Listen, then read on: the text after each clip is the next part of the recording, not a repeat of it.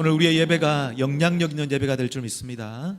이 예배가 능력이 있어서 여러분 가정을 회복하고 이 땅을 회복하고 온 열방과 태국 땅까지 그 복음의 능력과 예배의 능력이 흘러가게 될 줄 믿습니다.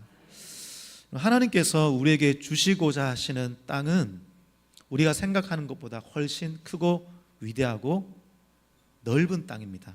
여러분 믿습니까? 그러므로 하나님을 기대하셔야 됩니다. 저는 우리 하나님께서 우리 교회의 지경을 더 넓게 하시리라 믿습니다. 여러분의 가정의 지경을 더 넓히시라고 저는 확신합니다. 여러분, 하나님이 주시는 땅의 성격은 무엇이었습니까? 차지하게 하시는 땅이었죠. 그렇죠? 그래서 주체가 하나님이었습니다. 그러나 하나님이 주시고자 하셔도 우리가 해야 할 일이 있다라고 말씀해 주셨습니다. 그래서 많은 경우에 하나님이 주시고자 하시지만 내가 할 일을 하지 않아서 하나님이 주시는 위대하고 놀랍고 크신 일을 경험하지 못하고 있다는 것이죠. 여러분, 하나님은 우리에게 많은 것을, 좋은 것을 주시기를 원하시는 분이십니다. 그래서 저는 지난주에 많은 성도들이 내가 하나님께 벌을 받고 있다라고 착각한다고 말씀을 드렸습니다. 여러분, 우리가 하나님께 벌을 받는 것이 아니라 우리가 샘 근원을 떠난 것입니다. 우물을 떠난 것이죠. 샘 근원이신 하나님을 떠나고 우물이신 하나님을 떠났기 때문에 하나님께로부터 오는 좋은 것들을 우리가 누리지 못하고 있다는 것이죠. 그러므로 우리가 해야 할 일, 그것은 무엇입니까? 먼저는 하나님께 돌아가는 것입니다. 할렐루야. 이 예배를 통하여 하나님께 돌아가십시오. 다시 여호와께 돌아가십시오. 하나님을 구하십시오. 하나님이 여러분의 소망이시요 하나님이 여러분의 능력인 것입니다. 또한 우리가 해야 될 것은 말씀을 붙잡는 것이죠. 여러분, 말씀을 붙잡기를 축복합니다. 말씀은 능력입니다. 우리가 말씀을 붙잡고 말씀을 믿을 때에 말씀의 능력이 여러분에게 임하는 거예요. 그래서 여러분, 말씀은 여러분의 입에서 나온다고 했죠. 입에 권능이 있다고 말씀을 드렸습니다. 그래서 여러분의 입으로 의심을 하고 불평을 말하는 것이 아니라 말씀으로 간증을 해라 말씀을 드렸죠. 또한 우리가 해야 될 것은 무엇입니까? 지난주에 말씀을 드렸습니다. 말씀은 명령이죠. 계명이죠. 그럼 우리가 해야 할 일은 하나님 명령 앞에 순종하는 것입니다. 여러분, 우리 하나님께 순종할 때 거기에 하나님의 나라가 임하게 될 것입니다. 하나님의 나라는 기적입니다. 새 일입니다. 놀라운 일입니다. 그리하여 광야의 길을 내시고 사막의 강을 내시는, 보라 내가 새 일을 행하리니, 그 놀라운 일을 여러분이 보게 될 줄 믿습니다. 뿐만 아니라 여러분에게 성령을 기름 부어주셔서 하나님이 여신 그 길을 걸어갈 수 있도록 능력도 주시고 지혜도 주시고 하나님을 앙망하는 자에게 주시는 그 새 힘이 여러분에게 넘쳐서 담대하게 그 길을 걸어갈 수 있게 된다는 것이죠. 여러분, 그래서 우리가 하나님께 순종할 때 하나님의 나라가 여러분에게 임하게 될 것입니다. 오늘도 이 예배 속에 하나님의 나라가 여러분의 가정에, 여러분의 인생에 임하기를 축복합니다. 오늘 말씀은 우리가 해야 할 일이 한 가지 더 있다라고 말씀하세요. 그것은 뭐냐면 1절입니다. 1절. 지난주 말씀에 이어서 우리가 해야 할 일은 뭐냐? 그 한 가지는 뭐냐면 정탐을 하는 거예요. 정탐. 1절 다 같이 읽겠습니다. 시작.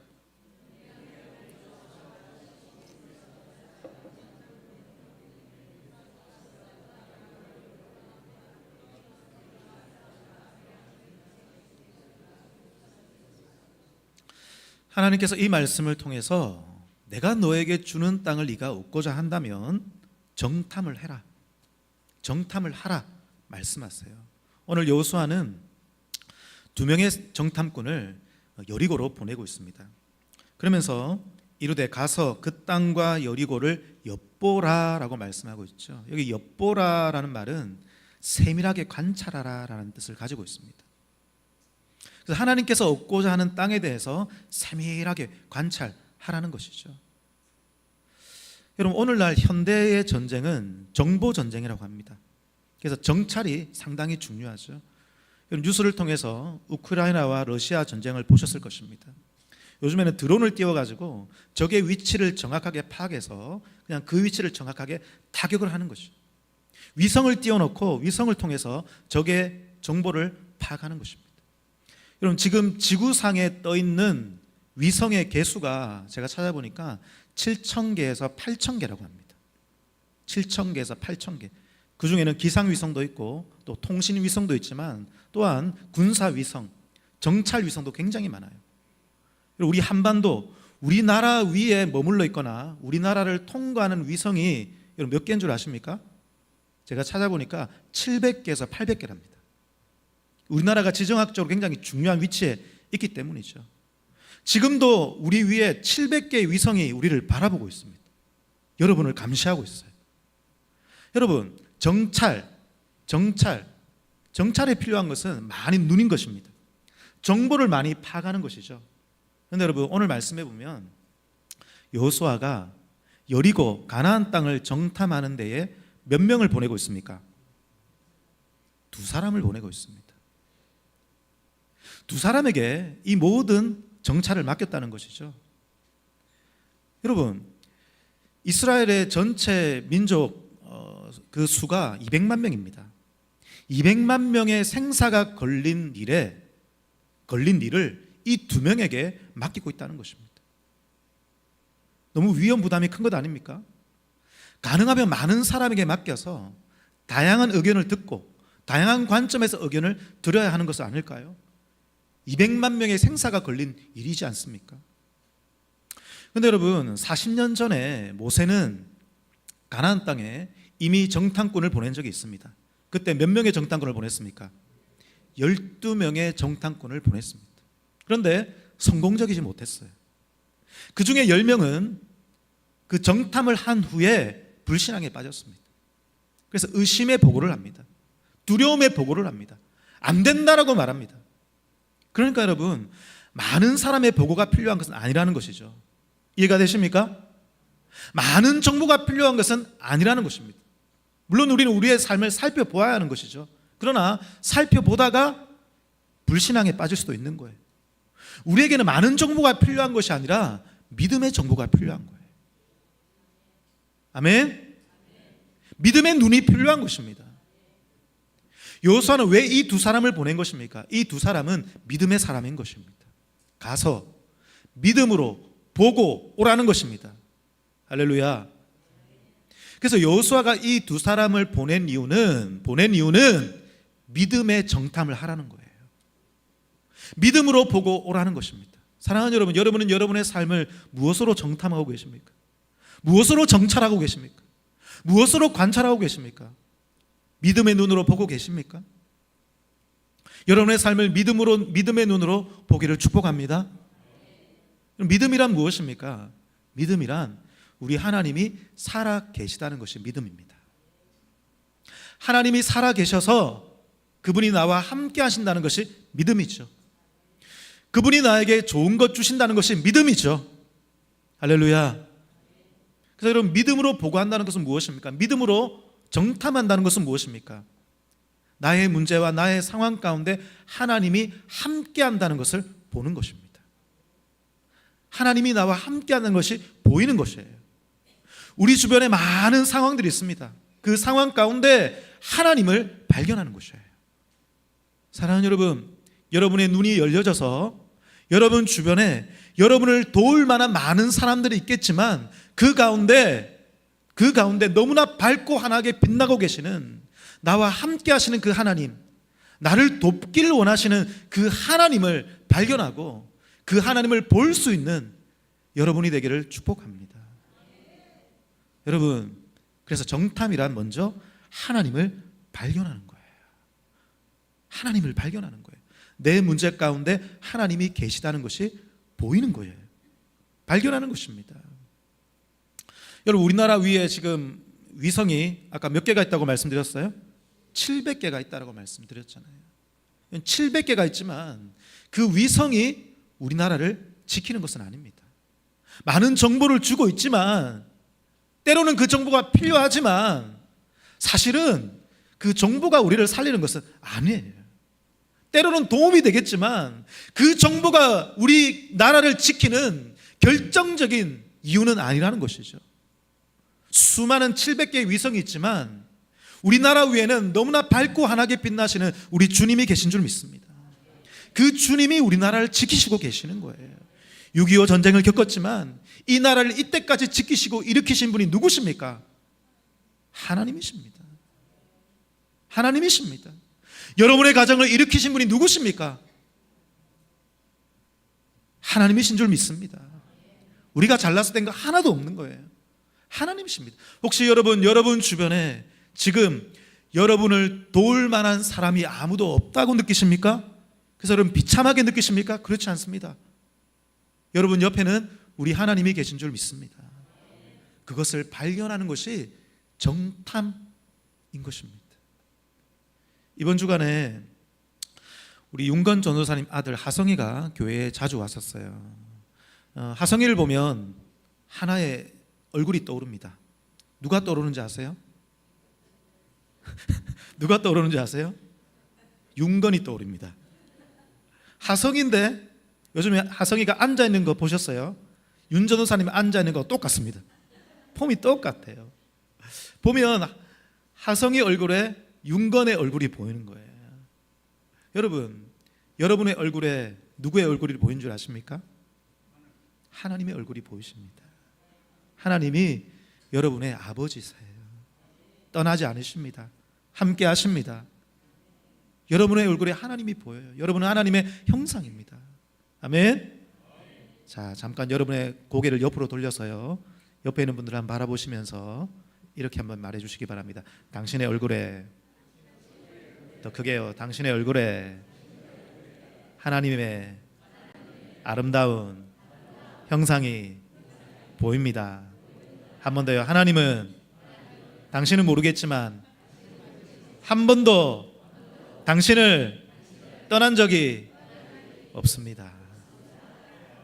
아멘. 이번 주에 이제 하성이가 왔길래 제가 하성이를 안아줬거든요. 제가 전에 한번 말했지만 우리 교회에서 저를 보고 가장 잘 웃어주는 사람이 하성입니다. 근데 이제 하성이가 많이 컸어요. 하성이가 자기 힘으로 이제 일어섭니다. 조금 있으면 뛰어다닐 것 같아요. 그래서 하성이를 이번 주에 딱 안아줬더니 이제 하성이가 저를 보고 우는 거예요. 제가 깨달았습니다. 이전에는 저를 알아봐서 웃는 게 아니라 아무나 보고 웃었구나. 이제는 저를 알아보고 우는 거예요. 울고 있을 때 자기 엄마가 와서, 자기 아빠가 와서 딱 손을 펴니까 자기 엄마 아빠를 손을 쫙 펴서요, 까르르 웃으면서 딱 가는 거예요. 이것이 여러분 자녀의 모습인 거예요. 여러분의 아버지 대신 하나님을 바라보십시오. 하나님의 얼굴을 바라보십시오. 하나님의 얼굴을 바라볼 때에 여러분에게 미소가 회복될 것입니다. 위로가 회복될 것입니다. 기쁨이 회복될 것입니다. 주님이 주시는 힘이 여러분에게 부어질 줄 저는 확신합니다. 사랑하는 여러분, 여러분의 상황과 문제 가운데 하나님이 그곳에 함께 하십니다. 그것을 발견하십시오. 그것 발견하지 못하면 성도는 세상 사람과 똑같아요. 정탐한다는 것은 먼저 내 주변에 무엇이 있는지 보는 것이 아니라 나와 함께 하시는 그 하나님을 발견하는 것이에요. 할렐루야. 그렇다면 여러분, 하나님이 나와 함께 하시는 것을 발견한다는 것, 그것은 구체적으로 무엇을 의미하는 것일까요? 이제 말씀을 좀 구체적으로 보십시다. 오늘 말씀을 보면 여호수아가 파송한 이 두 명의 정탐꾼이 3일 만에 돌아오게 됩니다. 3일 만에 돌아오는데 그들이 무엇을 보고하고 있을까요? 그들은 3일 동안 무엇을 보았을까요? 자, 22절을 한번 보겠습니다. 22절을 한번 찾아보십시오. 다 같이 읽겠습니다. 시작. 그들이 가서 산에 이르러 뒤쫓는 자들이 돌아가기까지 사흘을 거기에 머물매 뒤쫓는 자들이 그들을 길에서 두루 찾다가 찾지 못하니라. 그럼 3일 동안 이 두 명의 정탐꾼은 산에 숨어 있었습니다. 산에 숨어 있었습니다.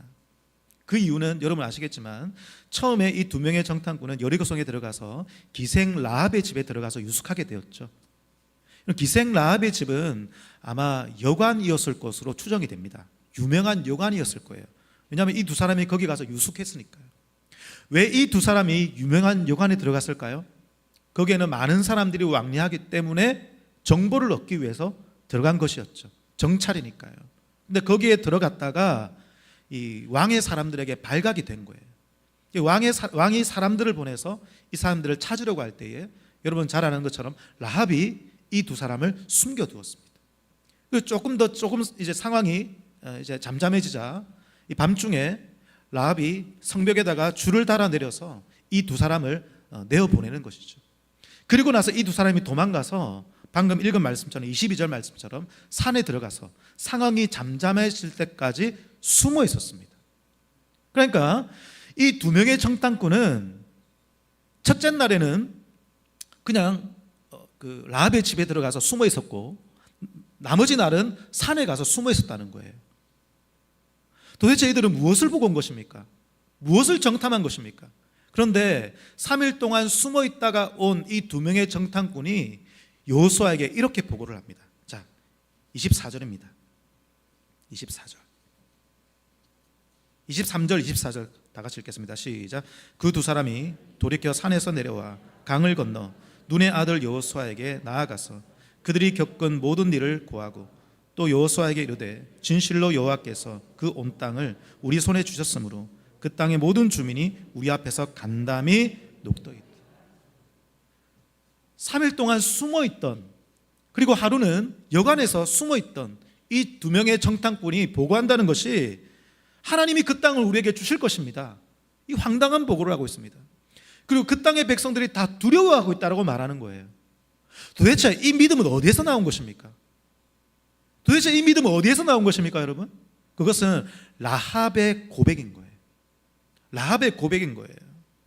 자, 2장 9절에서 11절까지 한번 읽어보겠습니다. 9절에서 11절 다 같이요. 시작. 말하되 여호와께서 이 땅을 너에게 주신 줄을 내가 아노라. 우리가 너희를 심히 두려워하고 이 땅 주민들이 다 너희 앞에서 간담이 녹나니 이는 너희가 애굽에서 나올 때 여호와께서 너희 앞에서 홍해 물을 마르게 하신 일과 너희가 요단 저쪽에 있는 아무리 사람의 두 왕 시온과 옥에게 행한 일 곧 그들을 전멸시킨 일을 우리가 들었음이니 우리가 듣자 곧 마음이 녹았고 너희로 말미암아 사람이 정신을 잃었나니 너희의 하나님 여호와는 위로는 하늘에서도 아래에서도 땅에서도 하나님. 이것이 누구의 고백이라고요? 이방인 라합의 고백이라는 거예요. 이 고백을 듣고 이 두 명의 정탐꾼은 믿음이 생겨버린 거예요. 가능성이 생겨버린 거예요. 이해가 되십니까? 많은 것을 본다고 해서 믿음이 들어오는 게 아니에요. 여러분의 눈이 열려져서 믿음의 가능성을 발견하는 것입니다. 여러분 40년 전에 모세가 보낸 12명의 정탐꾼은 무려 40일 동안 그 땅을 정탐했습니다. 세밀하게 관찰했습니다. 세밀하게 관찰하고 세밀하게 정찰한 결과 그들은 시험에 들었습니다. 아까 말씀드렸지만 많은 정보가 우리를 살리는 게 아니라고요. 오히려 그 정보 때문에 우리가 믿음을 잃게 될 수도 있다는 거예요. 그런데 이 두 사람은 많은 정보를 얻지는 못했지만 믿음의 가능성 그 하나를 발견했다는 거예요. 여러분, 여러분의 상황과 여러분의 문제 속에서 하나님이 주시는 그 믿음 안에서 여러분이 알 수 없는 확신이 들 때가 있습니다. 여러분의 상황을 뛰어넘어서 여러분의 능력을 넘어서 하나님이 주시는 믿음 안에서 뭔가 될 것 같아라는 확신이 들 때가 있다는 거예요. 여러분, 그것은 믿음의 가능성입니다. 여러분, 여러분의 삶을 정찰하십시오. 세밀하게 바라보십시오. 그러면서 그 가운데 믿음의 가능성, 그 작은 믿음의 가능성을 발견하는 여러분 되기를 축복합니다. 여러분, 이 두 명의 정탐꾼은 왜 믿음의 가능성을 발견했을까요? 성경은 이 두 사람이 어떤 사람인지 우리에게 정보를 많이 주고 있지 않습니다. 딱 하나 정보를 주는데 여호수아 6장을 넘어가 보십시오. 6장 23절.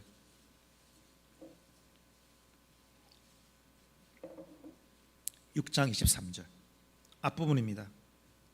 이 두 사람에 대한 유일한 정보입니다. 자, 23절 앞부분에 보니까 뭐라고 말하죠? 정탐한 젊은이라고 말하죠. 이 정탐한 두 사람은 청년이었다는 거예요. 젊은이였다는 거죠. 여러분, 청년의 특징은 무엇입니까? 청년의 특징은 순수한 거예요. 순수하기 때문에 있는 그대로를 믿습니다. 있는 그대로를 믿기 때문에 어쩌면 때로는 무모하게 행동을 하기도 합니다. 그래서 여러분, 나이가 어리면 어릴수록 순수하기 때문에 쉽게 받아들여요. 쉽게 믿습니다. 순수하기 때문이죠. 가끔 우리 주변을 보면 나이는 어린데 생각이 어리지 않은 사람들이 있죠. 애 늙은이 같은 사람이 있습니다. 근데 가끔씩 보면 나이는 많은데, 나이는 어른인데, 노년인데 그의 심령은 청년의 심령을 가지고 있는 사람도 있습니다. 여러분 어떻습니까? 여러분은 청년의 심령을 가지고 계십니까? 아니면 젊지만 노년의 심령을 가지고 계신가요? 오늘 저는 저와 여러분이 청년의 심장, 청년의 심령을 갖게 되기를 축복합니다. 청년은 순수하기 때문에 본 것을 그대로 믿는 거예요. 나이가 많아도 청년의 심장을 가질 수 있는 거죠. 제가 20대 때 한 번은 수련회를 참석했는데, 수련회 강사 목사님이 한 60쯤 되어 보였어요. 나이가 60쯤 되어 보이셨는데, 그분이 말씀을 전하고 나서 우리 청년들이 다 같이 기도하고 예배할 때에 강대상 위에서 이분이 손을 들고, 60대 되신 그 목사님이십니다. 손을 들고 아이처럼 웃으면서 뛰는 거예요. 이렇게 뛰시는 거예요. 저는 그때 너무나 충격을 받았습니다. 20대 때요. 그러면서 저분이 정말 청년이시구나. 나도 나이가 들어도 청년이 돼야 되겠다. 그런 다짐을 했었던 적이 있었습니다. 이번 주간에 저희 모교회 한 분 장례식이 있어서 참석을 했었습니다. 그러니까 저희 모교회 저희 선생님 뻘 되시는 분들, 또 선배 되시는 분들이 다 모여 있었어요. 저를 보면서 하시는 말이, 윤 목사 얼굴 참 좋네. 이제 담임 목사 티가 난다 하시는 거예요. 이제 담임 목사 제가 한 8년쯤 했으니까 좀 티가 날 때가 됐죠. 집에 돌아왔습니다. 그리고 어제 설교 준비를 마무리하고 다시 묵상을 하고, 밤에 다시 묵상을 하는 가운데 이제 수정을 하면서, 너 이제 담임 목사 티가 난다, 그 말이 제게 탁 걸리는 거예요. 이제 내가 더 이상 청년이 아니구나. 나이가 들어서 서글픈 것이 아니라 점점 내 안에 청년의 심령을 잃어가고 있다는 거. 어느 순간부터 담임 목사라고 점잖 빼고 있고, 사실 저는 점잖은 사람이 아니거든요. 점잖 빼고 있고, 어떤 여러 가지 흐름에 따라서 거기에 편승을 하고, 무모한 도전은 전혀 하지 않는 저 자신을 발견하게 되었습니다. 사진을 하나 보여주시겠습니까? 이번 주에 교회 사무실 정리를 하다가 어떤 분이 갖다 놓으셨는지 옛날 앨범을 발견했는데, 아마 1980년쯤 되었을 것인데, 우리 교회 이전 예배당 건축할 때 그 장면입니다. 예? 증축할 때. 예. 저분들이 이제 우리 교회 지금 계신지는 모르겠어요. 그 다음 장면 보여주십시오. 아시는 분이 있어요? 저는 잘 모르겠습니다. 다음 장면. 저는 이제 그 사진첩을 우연히 지나가면서 봤거든요. 근데 이게 제 내리 속에 떠나지 않는 거예요. 저 젊은 청년들이 얼마나 무모합니까? 저는 저 증축을 어떻게 했는지 저는 과정을 알 수 없습니다. 건축하는 업자도 불렀겠죠. 그런데 하나같이 다 달려들어서 저 청년들과 저 젊은이들이 무모하게 모래 지고 시멘트 지고 벽돌 지고 하나님의 나라 한번 세워보겠다고, 하나님의 교회 한번 세워보겠다고 저렇게 무모하게 달려들고 있는 거예요. 그러면서 웃고 있는 거예요. 다음요. 그렇게 저렇게 세운 거예요. 그 다음 장면. 저는 보지는 못했지만, 여러분, 이게 청년입니다. 여러분, 청년은 무모합니다. 청년은 순수하기 때문에 그대로 믿습니다. 사람들은 청년들을 보면서 무모하다고 말하지만 청년 본인에게는 무모함이 아닙니다. 그는 믿기 때문이죠. 사람들이 볼 때는 무모하게 보이지만 본인에게는 전혀 무모하지 않아요. 그에게는 믿음인 것입니다. 하나님이 함께 하심을 믿기 때문이죠. 순수하게 믿기 때문인 것입니다. 그러나 여러분, 어느 순간부터 나이가 들고 우리 모두가 경험이 쌓이면서 경험 안에서 여러분의 환경을 보고 계시진 않습니까? 이거는 이래서 안 되고 저거는 저래서 안 되고. 여러분, 청년 때는 그렇지 않았잖아요. 무모하게 도전했잖아요. 시멘트 짊어지고 모래 짊어지고 하나님이 함께 하심을 믿고 우리가 하면 된다 믿고 무모하게 도전했지 않습니까? 그런데 어느 순간부터 이래서 안 되고 저래서 안 되고. 저도 마찬가지입니다. 저도 이제 8년쯤 목회 경험이 쌓이니까 이래서 안 되고 저래서 안 되고 무모하게 전혀 도전하지 않는 저를 발견하게 되는 것입니다. 사랑하는 여러분, 오늘 예배 속에서, 이 말씀 속에서 저와 여러분 안에 청년의 심장이 회복되기를 축복합니다. 청년은 도전하는 거예요. 믿는 거예요. 하나님이 계심을 믿는다면 하는 거예요. 사랑하는 여러분, 여러분 모두 육신적인 나이는 이제 청년이 아니겠지만 여러분에게 청년의 심령이 회복되기를 축복합니다. 여기 있는 젊은이들, 청년들, 학생들, 나이는 어리지만 여러분의 심령이 노인은 아닙니까?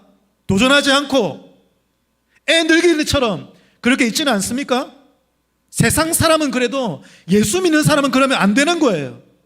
젊은이들은 도전하는 거예요. 하나님만 믿고 때로는 무모해 보이는 그것을 도전하는 것이 청년인 것입니다. 우리 교회 모든 성도들이 청년의 심장을 갖게 되기를 축복합니다. 다니엘의 세 친구들을 생각해 보면 그들은 무모합니다. 왕이 주는 진미만 먹으라고 하죠. 그러나 그들은 먹지 않습니다. 그들은 순수하게 믿습니다. 그들이 먹지 않은 이유는 그것이 우상 숭배한 음식이었기 때문이죠. 그렇지만 채식만 먹어도 나중에는 그의 얼굴이 윤택하게 될 것이라고 그들은 믿었습니다. 무모하죠. 채소만 먹는데 어떻게 얼굴이 윤택해집니까? 그런데 그들은 믿었다는 거예요. 그들은 믿었기 때문에 그들에게는 무모함이 아니에요.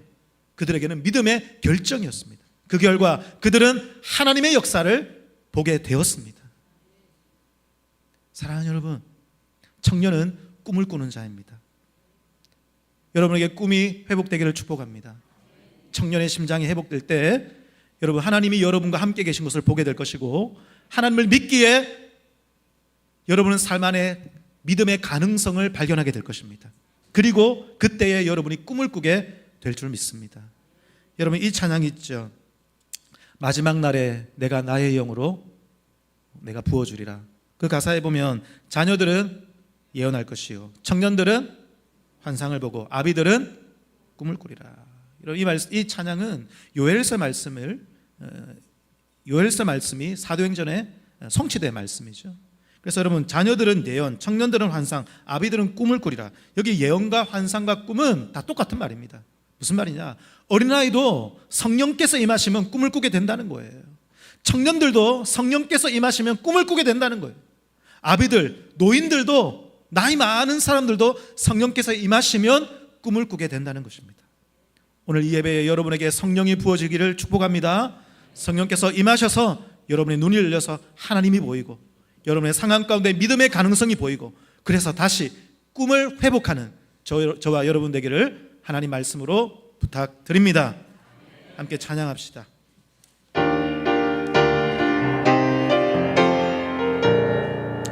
허무한 시절 지날 때 깊은 한숨 내쉴 때 그런 풍경 보시며 탄식하는 분 있네. 고와 같이 너희를 버려두지 않으리.